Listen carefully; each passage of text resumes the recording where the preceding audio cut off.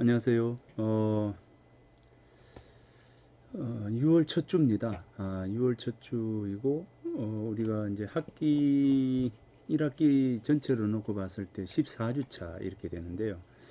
15주 차가 실제 우리 마지막 그 기말고사인데, 14주 차면 뭐 다 됐다 싶지만, 휴강을 한 시간들이 많기 때문에 그 휴강한 시간들을 다 이제 보강을 하려면은 아직까지 뭐 상당한 그 시간이 있는 것 같습니다. 뭐 이번 학기에 그 시문학의 세계라고 하는 이 교과목을 통해서 이 한시에 대해서 이제 좀 이해를 어, 도와주기 위해서 이제 했습니다. 특히나 이제 한시 뭐 여러 가지가 있겠죠. 여러 가지가 있지만 지역의 공간과 함께하는 이 한시들요. 그러니까 이제 우리가 지금 살아가고 있는 내 주변의 이야기들에 대해서 관심을 한번 기울였으면 하는 마음입니다. 사실은 거기에서 출발이 되었고요. 뭐 2005년도에 제가 이제 미덕대학에 와서 2007년부터 실제 이 지역의 공간에 대한 고민들을 시작을 했거든요. 이제 그러니까 그 이전에는 한시 뭐 한문학 뭐 이렇게 해서 실제 지역 공간에 대한 어떤 것보다는 오히려 그냥 이 뭐 사상이라든지 뭐 뭐 문인들의 시라든지 이렇게 일반적으로 다가가는 어떤 그런 그 문인들과 그 문인이 쓴 시에 담겨 있는 그 사상적 틀거리들 뭐 이런 방식으로만 이제 좁게 생각을 했는데 미덕대학에 와서 또 지역의 공간, 지역에서 이제 살면서 보니, 지역에 상당히 많은 그, 시들이 있더라고요. 이제 그래서 이 시들에 대한 어떤, 공부를 하게 되고, 또 그것이 지역의 공간과 내가 살아가고 있는, 내가 매일 걸어 다니는 이 길 위에 상당히 많은 그 선비들이 오며 가면서 시를 적었더라는 겁니다. 이제 그래서 그 선비들이 쓴 시가 어떤 것이 있을까를 생각을 했고, 그래서 그 시들을 하나하나 읽어가는 과정에서, 아, A라고 하는 어떤 공간에서는 이런 생각을 했구나. B라고 하는 공간에서는 이런 생각을 했구나. 라고 하는 것을 느끼게 되고요. 이제 그러므로 해서 이 각각의 공간 속에서 선비들이 느꼈던 생각들이 다르더라고요. 이제 그래서 그거를 이제 묶어서 차근차근 논문으로 발표를 하고 또 최근에 와서는 아예 완전히 이제 지역의 공간과 한시라고 하는 부분들을 어, 책으로 써서 묶은 뭐 체계화해서 경주 포항의 이 각각의 공간들에 놓여져 있는 시들을 다 한번 살펴보자라는 생각들을 하고 있습니다. 음, 그래서 이제 오늘 이제 이번 학기의 그 수업도 이런 것을 이제 생각을 하면서 어, 이제 묶었던 책을 가지고 이제 진행을 하고 있지만 책의 문제가 아니라 이제 그 저는 근본적으로 기본적으로 내가 살고 있는 이 공간에 상당히 많은 이야기들이 있다라고 하는 것이고요. 그것이 때로는 이야기로서, 때로는 그 시로서, 그러니까 노래되어지는 어떤 것들이 있는데 거기에 대해서 우리들이 좀 고민을 관심을 가져야 되지 않겠는가라고 하는 것이고, 단순한 관심을 떠나가지고 관심에 더해서 이 지역의 공간들이 이 어떤 그 속 이야기를 지니고 있는가에 대한 부분들도 함께 같이 관심을 가지자라고 하는 의미에서 이렇게 이제 강의를 시작을 하게 되었습니다. 뭐 이제 수업을 이제 15주로 이렇게 지나치면서 이렇게 오랫동안 장기간 이렇게 지나오면서 때로는 뭐 소홀할 수도 있고요. 그죠? 때로는 또 이제 좀 내밀하게 시를 바라본 부분도 있고 뭐 여러 가지가 있습니다. 그래서 때로는 이제 뭐 재미있었을 수도 있고 재미가 없을 수도 있고 때로는 뭐 하여튼 그렇습니다. 긴 호흡으로 이렇게 나오다 보면 이제 그런 부분들이 있습니다. 다만 이제 놓치지 않아야 될 게 내가 살아가고 있는 이 지역에서의 이야기들을 관심을 가져야 되겠구나라고 하는 그 생각만 늘 지니고 계신다면 좋겠습니다. 그래서 어느 공간을 가더라도 그냥 단순히 그 공간을 아이고 좋다 뭐 풍경이 좋네 라고 하는 것에 머무르지 않고 이 지역에 어떤 이야기가 있을까 라고 하는 것 이제 이런 것에 대한 관심을 가지게 되면 내가 가는 이제 그 지역이 다른 방향으로 다가오지 않을까 그죠 굉장히 이 풍요한 이제 그런 부분으로 다가오지 않을까라는 생각을 합니다. 그렇게 되면 지역에 대한 관심이 더욱더 애틋해지고 또 좋아지지 않을까라는 생각을 합니다. 이제 그래서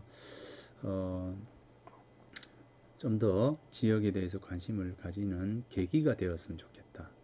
라고 하는 생각들을 합니다. 이제 며칠 전에 그 우리 학과 자율전공학부 학생들하고 같이 그 장기 읍성을 다녀왔습니다. 보름이어서 달빛도 극하게 좋고 해서 이 달빛이 좋은 때 읍성에 올라서 달빛이 내리비치는 읍성에 올라서 같이 거닐어 보는 것도 좋겠다는 생각이 들어서 같이 장기 읍성을 가서 한번 거닐어 보았습니다. 달빛이 있었으면 좋았겠는데 구름이 너무 많이 끼어서 달빛은 보지 못했습니다만은 아무튼 그곳에서 같이 그 읍성을 거닐면서 다산정약용이라고 하는 그 인물에 대해서 다산정약용이 쓴 시에 대해서 다산정약용이 이 장기읍성 주변을 지나서 거닐면서 했던 고민들을 시를 통해서 한번 살펴보았습니다.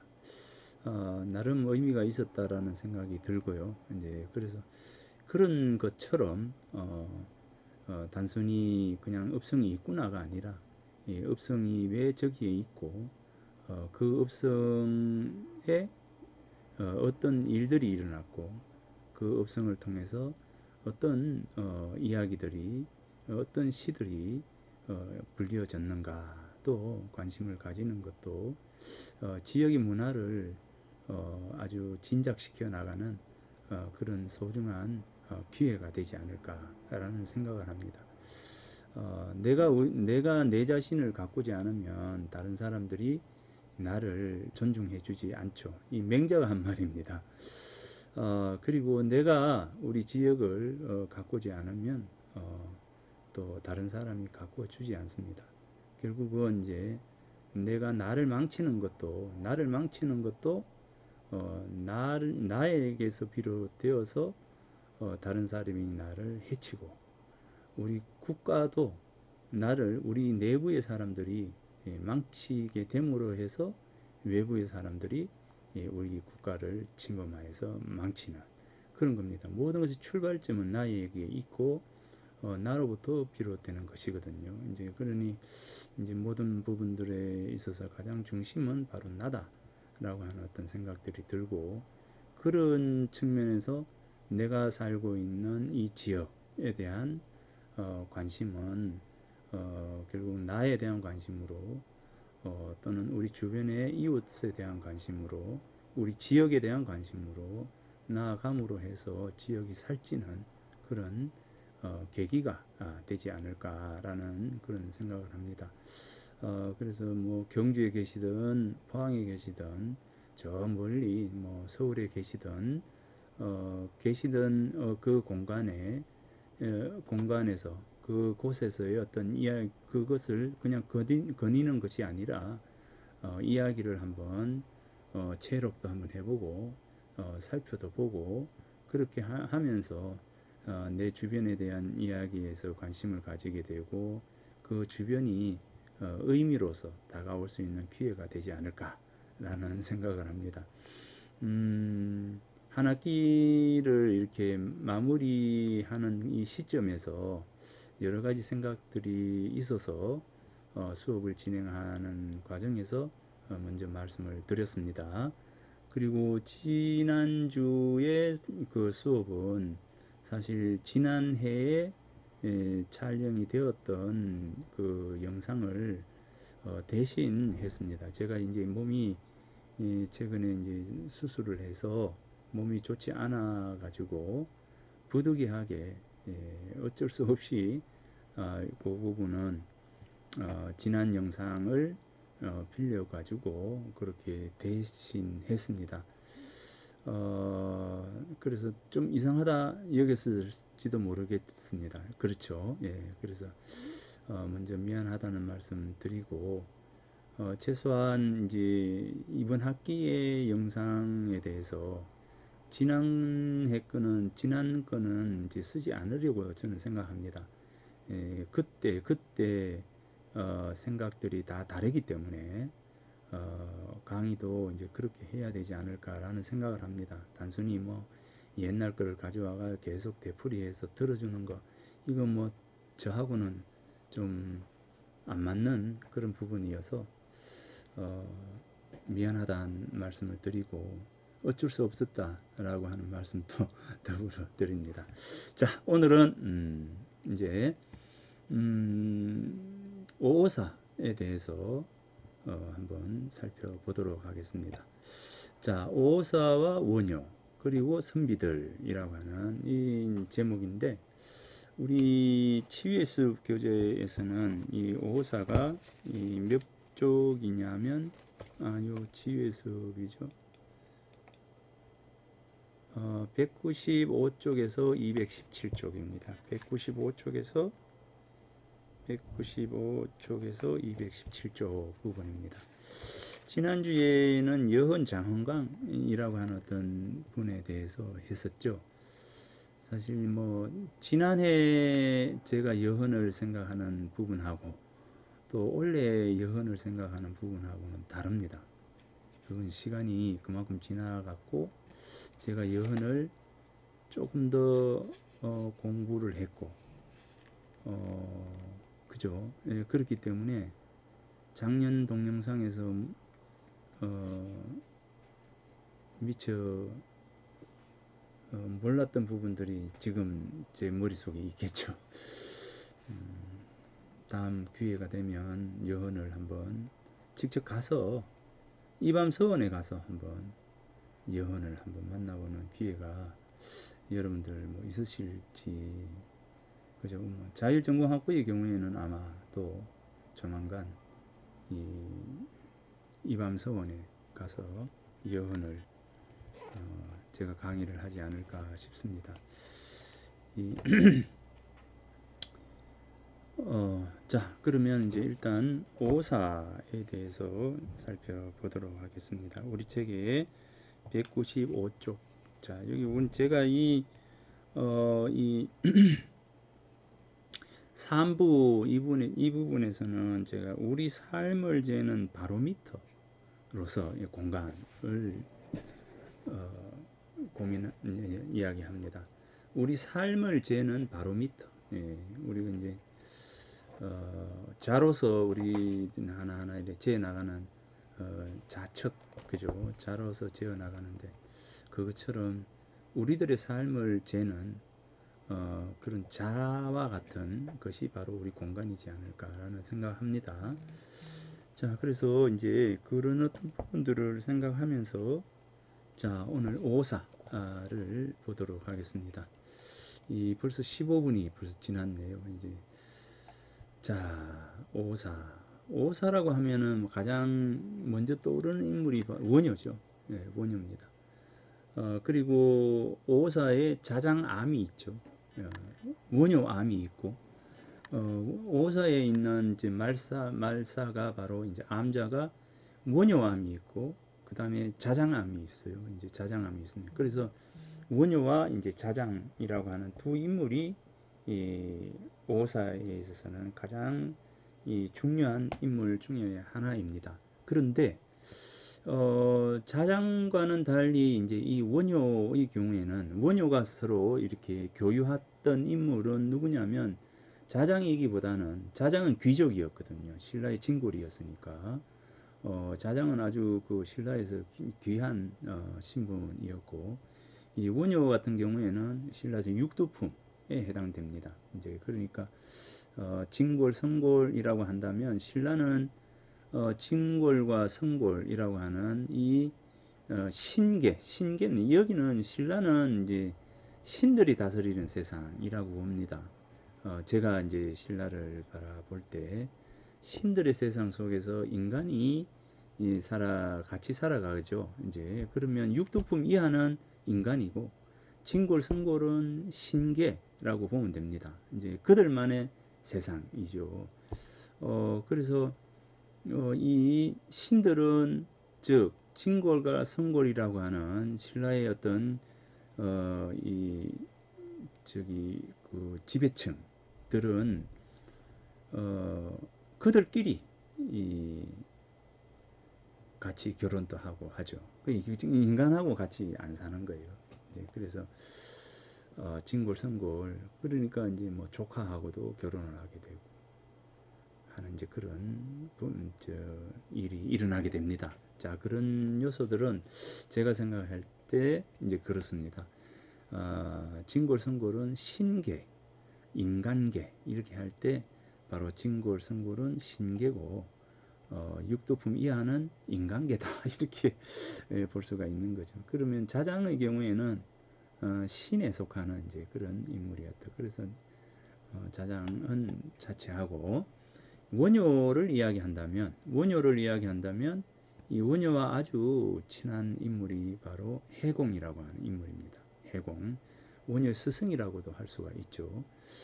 그리고 또 한 명의 이제 인물이 바로 대안이라고 하는 스님입니다. 대안 스님. 그래서 원효와 해공, 해공과 대안 스님이라고 하는 이 세 인물이 저는 오사에 있어서 가장 중요한 인물이다라고 할 수가 있을 것 같습니다. 이 원효가 생각하던 어떤 세상, 해공이 생각하던 세상, 대안이 생각하던 세상이 바로 원효가 만들어 가고자 하던 이 화쟁의 세계가 바로 이제 그 세계입니다. 그러니까 이제 이 원효 대사가 생각하던 이 화쟁 사상은 이 당시 불교가 이 신라의 국교가 되죠. 법흥왕 때 불교가 공인이 되면서 이 법흥왕이 이 불교 공인을 하면서 법흥왕이 내세웠던 그 중심에 이차돈 아시죠? 이차돈과 법흥왕과의 어떤 관련성. 여러분들 이차돈이 이 그 천경림이라고 하는 곳에서 법흥왕하고 이제 이차돈의 경우에는 귀족입니다. 그러니까 그 귀족이거든요. 굉장히 그 서열이 굉장히 높은 그 이차돈이 서열 1위였어요. 이제 신하로서의 서열 1위에 이제 해당되는 사람이 바로 이차돈이고 그때 왕이 법흥왕이었거든요. 이제 그런데 이제 법흥왕이 왕권을 강화하고자 합니다. 왕권 강화. 이 왕권강화는 신라 왕들에 있어서의 수건입니다. 그것은 뭐냐면 첫 출발점에서 신라는 그 부분들을 이야기합니다. 즉 뭐냐면 그 육부 촌장이 뭡니까 이제 이 박혁거세 왕을 옹이함으로 해서 왕을 이제 세우죠. 그러니까 신하에 의해서 이제 왕이 이제 옹이가 되는 겁니다. 이제 그렇기 때문에 이 신라에 있어서 신하들의 어떤 권력이라고 하는 것은 힘이라고 하는 것은 대단한 부분들이거든요. 이제 그래서 신라에 있어서의 어떤 신하의 부분, 그리고 이제 법흥왕이 이제 그렇기 때문에 이 신라 왕권 강화는 굉장히 그 바라는 어떤 모습이었습니다. 이제 그 왕권을 강화하려면 어떻게 해야 될까라는 어떤 고민을 하게 되죠. 이제 그랬을 때 이제 이 법흥왕이 이 불교라고 하는 부분들을 가지고 오게 됩니다. 자, 거기에서 이 이차돈이 한 말이 그렇습니다. 자기 자신이 나를 희생을 시켜서 나를 통해서 새 나라를 만들기 위해서는 새로운 가치가 필요한 것이다. 그 새로운 가치들을 이 나라에 뿌리 박게 하기 위해서는 누군가의 희생이 필요하다. 그래서 내가 그 희생이 되겠다라고 합니다. 그래서 나를 통해서 임금님께서 불교를 공인하시고 왕권 강화를 통해서 신라를 잘 이끌어 가달라라고 이야기를 합니다. 자, 그러면서 이제 이야기가 청경림이라고 하는 곳은 지금 경주로 치면은 월성에서 내려와 가지고 서천과 만나는 그 지점입니다. 이제 그러니까 이 어디라고 하냐면 지금 이제 쭉 나가면 어디죠? 오능 주변입니다. 오능 주변. 오능이라고 해도 또 잘 모르시겠죠. 자, 아무튼 조금 넓게 이야기한다면 경주 터미널 부근이라고 보면 되죠. 터미널에서 위쪽으로 월성 쪽으로 좀 올라온다고 보면 됩니다. 자, 그쪽에 이제 이 청경림이 있는데 청경림은 신라의 토착 신앙이라고 하는 어떤 부분들이 바로 이 청경림을 통해서 토착 신앙이 이 뿌리를 받고 있는 그 곳입니다. 그 청경림입니다. 그런데 이 이차돈이 그 불교를 권항이 우리나라에 지금부터 이제 불교를 공인하겠다라고 이제 천명을 하게 돼요. 자, 그렇게 되니까 이제 귀족들이 신라는 뭡니까? 토착 신앙이 뿌리를 받고 있는 것이죠. 이제 그런데 이 이차돈이 그렇게 이제 이야기를 그게 아니라 법흥왕이 이제 불교를 공인한다라고 이야기를 하게 되니까 임금님 왜 무슨 이유입니까? 무슨 일로 우리가 이제 불교 공인이 있다라고 말씀을 하시는데 이게 무슨 일입니까? 하니까 법흥왕이 뭐라고 하느냐면 나는 모르는 일이다. 나는 전혀 모르는 일이고 이차돈이 그렇게 이야기를 한 것 같다라고 이야기를 합니다. 그래서 이차돈에게 이렇게 좀 밀어버리죠. 이제 그러니까 요 부분은 이차돈과 법흥왕이 서로 이렇게 이제 짜고 하는 거죠. 그렇게 하니까 이제 이차돈이 하는 말이 뭐냐면 이제 불교를 통해서 이 나라를 해야 된다. 나를 내 목을 베면 배워라 뭐 이렇게 되겠죠. 이제 그래서 법흥왕이 이차돈의 목을 뱁니다. 청경림에 가서 청경림은 상징적으로 뭡니까? 신라 토촉 신앙이 이 뿌리 박혀 있는 그 상징적 의미를 가지고 있는 곳이거든요. 그곳에서 이제 법흥왕이 이차돈에게 쓸데없는 이야기를 해서 나라를 어지럽히는 죄를 묻게 됩니다. 그 이차돈의 위치가 뭡니까? 귀족에 있어서 가장 상위의 레벨에 있는 사람을 법흥왕이 이 국법을 어기고 쓸데없는 소리를 했다고 해서 가차없이 목을 베라 이렇게 되거든요. 그러니까 신하들이 깜짝 놀라잖아요.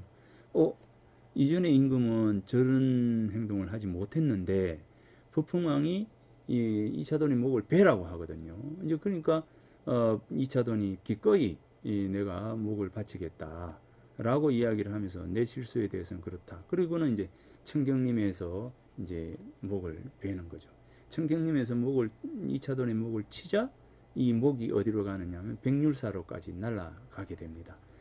그래서 이제 백률사 흰 피가 이제 목이 날라온 곳에 이차돈의 목이 날라온 곳에 백률사를 짓게 되는 것이죠. 그러면서 불교를 공인하게 되는 겁니다.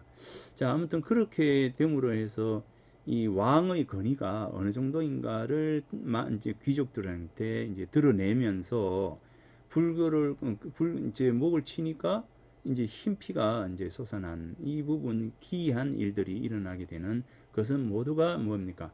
불교의 어떤 위대함, 오묘함 때문이다라고 이제 이렇게 생각을 한 거예요. 그래서 이제 불교를 공인하게 되는데 불교 공인의 가장 키워드는 뭐냐면 바로 법흥왕 자신이 이제 부처다라고 하는 어떤 개념들이 그 자리에 자리하게 되는 겁니다. 그러니까 자연스럽게 왕권을 강화하게 되고 그 다음에 왕권 강화와 함께 불교라고 하는 이 부분들을 공인하게 되고요. 그렇게 되면 이제 왕권 강화를 하게 되면 이제 구분이 일어나야 되니까 바로 이제 임금님의 복장, 그 다음에 신하들의 복장, 신하 중에서도 이제 이천까지 이제 상대등을 이제 만들게 되거든요. 상대등을 설치하게 됩니다. 상대등이라고 하는 계급을 설치하게 돼요. 그래서 귀족 계급에 있어서 최고의 높은 지위인 상대등을 만들고 상대등 쭉 해서 아찬까지 5등급에 있는 사람들을 복장을 이제 적색인가 하여튼 그렇게 하고요. 그 밑에 계급 나누어서 복식을 제정을 하게 됩니다. 색깔로 구분을 하게 되죠. 이제 그렇게 되니까 이제 계급적 서열이 갖추어지게 됩니다. 그래서 왕의 권위를 세우고 신하들의 어떤 그 순서를 자리매김함으로 해서 국가의 왕을 중심으로 한 국가를 만들어가는 초석을 다지는 게 바로 법흥왕입니다. 그러니까 이제 이 법흥왕이 이 차돈을 통해서 불교를 공인한다라고 하는 것은 법흥왕의 왕의 존재를 강화함으로 해서 왕권 중심의 사회로 나아가겠다라고 하는 부분들이고 그 왕권 중심의 사회를 탄탄하게 만들어 주던 것이 바로 불교다라고 하는 것이고요. 불교를 통해서 이 신라 전체 사람들이 하나의 어떤 가치로 이렇게 나아가도록 만들어가는 것이 바로 불교였다는 거죠. 그러니까 불교는 신라 사람들의 생각을 하나로 만들어가는, 하나로 모으는 그런 기제로서의 어떤 작용을 한 것이 바로 불교라고 하는 겁니다. 자, 그런 여러 가지 복잡한 다양한 이야기들이 바로 이제 이 불교 공인에 있는 것이거든요. 그런데 점점 후대로 내려가면서 이 불교가 귀족 중심의 불교로 계속 머물게 되는 거죠. 그러니까 이 종교라고 하는 것이 결국 모두를 위한 종교여야 하는데 귀족들만을 위한 종교로 자리를 하고 있더라는 거예요. 그래서 태종 무열왕 때에 오면 이제 이 원효 대사가 활동하던 시절이 태종 무열왕 때인데 바로 이제 그 원효의 경우에는 불교가 그래서는 안 된다라고 하는 것이죠. 불교가 그래서는 안 된다. 귀족만을 위한 불교가 되어서는 안 되고 모두를 위한 불교가 되어야 한다라고 하는 어떤 그 부분들을 이제 원효의 생각 속에 담겨 있는 겁니다. 그러니까 이제 이 생각들과 같은 생각을 가지고 있는 사람들이 누구냐면 바로 해공이라고 하는 인물이고 또 대안이라고 하는 이 인물이라는 거죠. 그래서 대안이라고 하는 대안대사와 이 해공과 이 원효가 같이 어우러져서 서로 토론하고 불교에 대해서 강습하고 이야기하고 원효가 모르는 부분에 대해서 묻고자 한다면 이 오사로 가서 해공을 만나서 해공이 이제 오사에서 주로 있었기 때문에 이 해공을 만나러 이 그 원효가 오호사를 찾아가는 거죠. 이제 그래서 이 오호사를 중심으로 해서 이 불교의 그 하화중생이라고 하는 이 불교의 어떤 가치들을 고민했던 그 절이 바로 이 오사라고 하는 겁니다. 오사의 가치는 저는 거기에 있다고 봅니다. 원효와 해공과 대안이라고 하는 이 세 명의 그 인물이 바로 오사를 중심으로 해서 모두를 위한 불교, 모두를 위한 종교, 로서의 어떤 의미들을 생각했던 공간이 바로 이 오사다. 그래서 이 오사는 우리들에게 어떤 더 중요한 의미를 지니고 있지 않을까라고 하는 게 제 생각입니다. 이제 그래서 이 오사에 대한 부분에서는 저는 자장보다는 오히려 이 해공과 원효와 대안이라고 하는 이 인물들에 대해서 고민을 생각을 한 겁니다. 자, 그런데 이제 이 오사에 대해서 이제 조선의 선비들은 이 오사를 어떻게 이해했을까라고 하는 겁니다. 자, 오사 이제 오사라고 하는 이 절의 이름이 만들어지게 되는 것은 바로 이 오오 나오자 물고기 어자 해서 나의 물고기다. 그죠? 너의 똥은 너의 똥은 나의 물고기다. 여기에서부터 해서 오오사라고 하는 절 이름이 만들어진 거죠. 내가 싼 똥은 내가 잡은 고기로다. 여기 이제 해공과 이 원효와의 서로의 이제 말다툼, 이제 도술, 뭐 이게 바로 이 오사에 담긴 그런 이야기입니다. 자, 이 오어사 이렇게 되죠. 나오자 물고기 어자 이제 절사자 이렇게 해서 오사입니다. 오사는 방금 얘기처럼 원효와 해공 그리고 대안이 함께 불교를 강론하던 도량이었다. 그죠? 그리고 교류 이 사람 세 분이 교류하던 공간이었다. 라고 하는 것이 가장 중요한. 그래서 해공도 마찬가지로 이제 불교는 뭡니까? 모두를 위한 불교여야 한다. 열린 불교가 되어야 한다. 라고 하는 것이 그 해공의 생각이었고, 이 대한 스님의 경우에도 안강 지역에 주로 장터를 다니면서 사람들과 교류를 했거든요. 이 원효의 경우에도 원효의 무예가를 부르고 이제 그 탁발을 이렇게 치면서 무예가를 부르고 무예가라고 하는 노래를 부르고 춤을 추면서 시장에서 백성들과 함께 어우러졌거든요. 이제 원효의 무예가는 바로 거기에서 출발을 하게 됩니다. 그러니까 이제 이 장터에서 시내 거리에서 백성들과 함께 이 불교를 같이 이야기하던 그 인물이 바로 원효라는 거죠. 그리고 해공이었고요. 대안이라고 하는 인물이었다라고 볼 수가 있습니다. 그래서 신라에서 이 원효, 해공, 대안이라고 하는 인물은 굉장히 중요한 인물이다라고 생각을 합니다. 그리고 이 원효와 요속공주의 그 관계 속에서 이 누굽니까? 이 설총이라고 하는 인물이 태어나게 되는 부분들은 어찌 보면 이제 원효가 이 신의 세계를 침범한 것이다. 이렇게 볼 수가 있는 것이죠. 그래서 여섯 공주와의 사이에서 설충을 낳게 되는 것, 그 신들의 세계를 침범해서 신들의 세계를 침범한 것은 뭐냐고 한다면 신들의 세계를 침범해서 인간의 자식을 낳는 거죠. 이게 그리스 로마 신화에서 신과 인간이 끊임없이 갈등하고 하지 않습니까? 이제 그런 것과 마찬가지로 이 원효와 이 그 신라 사회, 신라의 귀족들과의 어떤 관련성은 바로 그리스 로마 신화에서의 그 신들과 인간들의 어떤 갈등 양상과 비슷한 것이지 않을까라는 생각을 뭐 잠깐 저는 합니다. 제 개인 생각입니다. 자, 요게 이제 고지도입니다. 고지도인데 요 오사가 바로 여기에 있습니다. 요 오사의 요 항하사 이제 항하천 이렇게 해서 물길이 이렇게 내려오죠. 요건 물길입니다. 자, 물길 이렇게 내려와서 자, 그래서 이 부분 오사가 여기가 있고요. 여기 이렇게 요건 고지도입니다.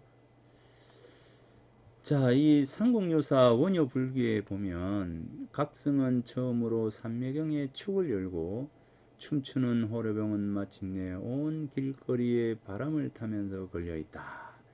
이제 그 원효가 이제 길거리를 다니면서 포교를 하던 그 모습입니다. 달 밝은 여섯궁에 봄 잠이 깊더니 3월 삼진날, 밤을 3월 삼진날 이 원효 대사가 어디를 갑니까? 삼화령이라고 하는 경주 남산 삼화령 고개를 이제 올라가게 됩니다. 이 삼화령은 이 신라에 있어서 이 삼화령이라고 하는 것은 경주 남산에 있습니다. 남산에 있는데 이 삼화령은 삼화령에 미륵 부처님이 계셨어요. 이제 모셔 놓았습니다. 그래서 신라의 대사들 아주 그 뛰어난 분들이 3월 삼진날하고 9월 9일날 이 삼화령에 올라갑니다. 올라가서 삼화령 부처님에게 그 차를 공양을 하는 날이 언제냐면 3월 삼진날입니다.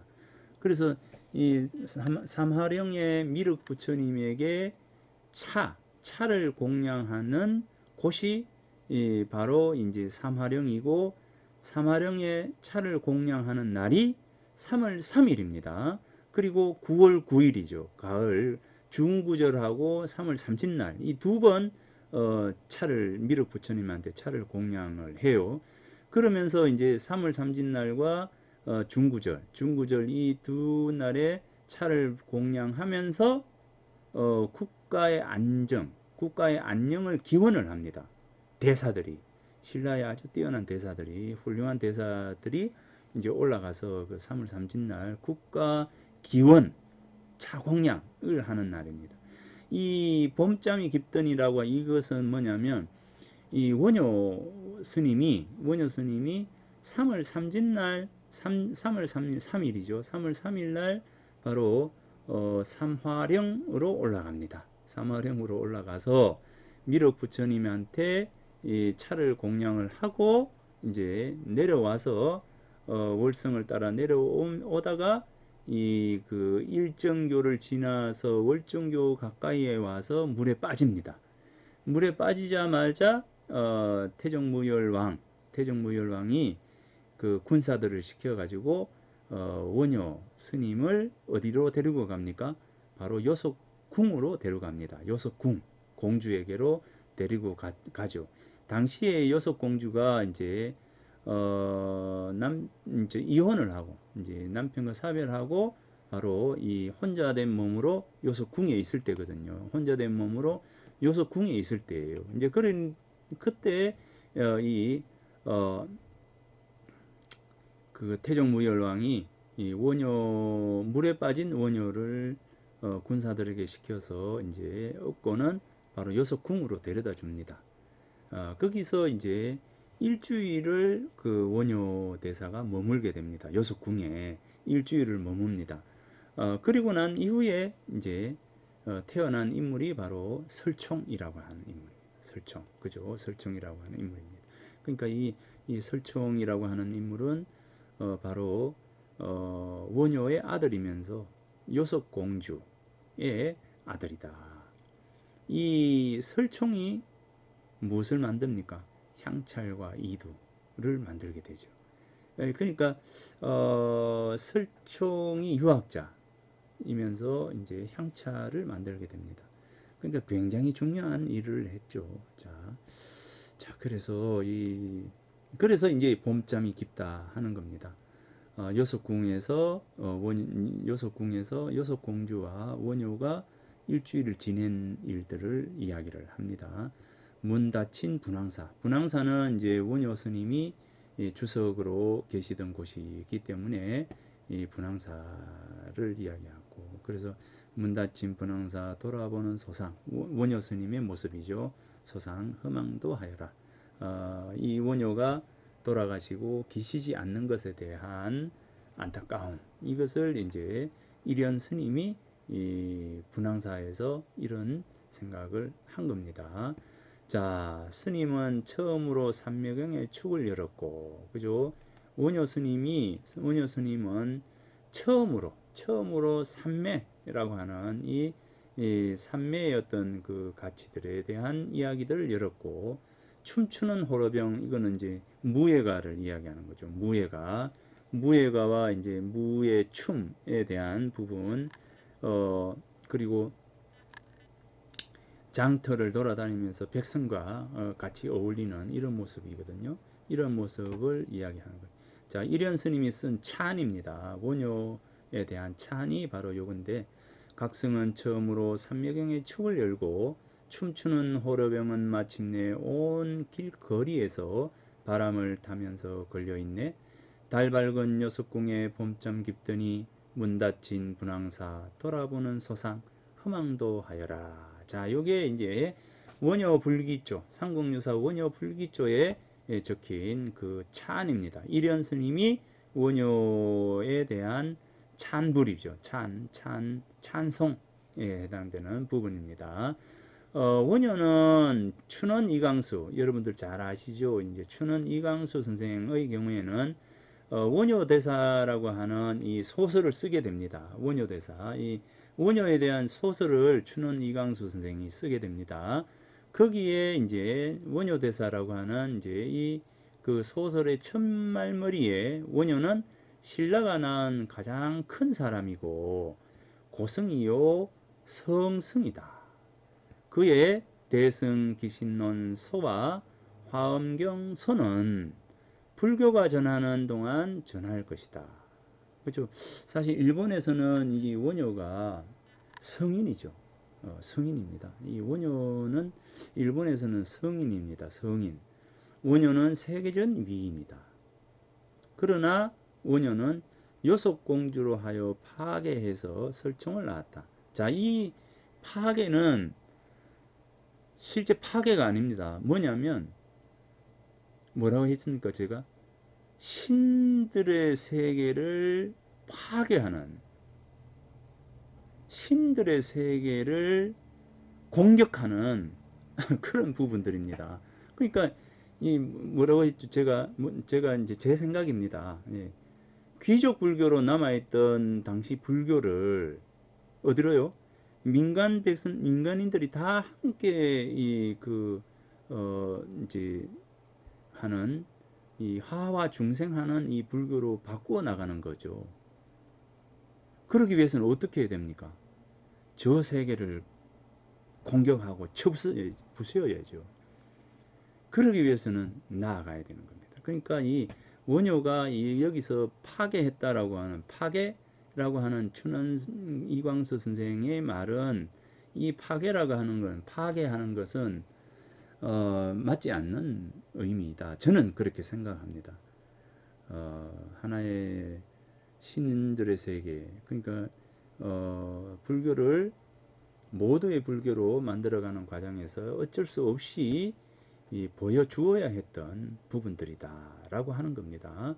그러니까 단단하게 갇혀 있는 저 신들의 세계에 대한 문을 열어야 되잖아요. 그 열기 위해서 여섯공주가 필요했던 것이죠. 자, 여섯공주로 하여 파괴해서 설총을 낳았다. 그는 어찌하여서 파괴를 하였던가? 성승의 파괴, 그것은 큰 사건이다. 이렇게 원효의 그 설총을 낳는 것은, 설총이라고 하는 여섯공주와의 그 동침은 이 대단한 사건임에는 틀림없습니다.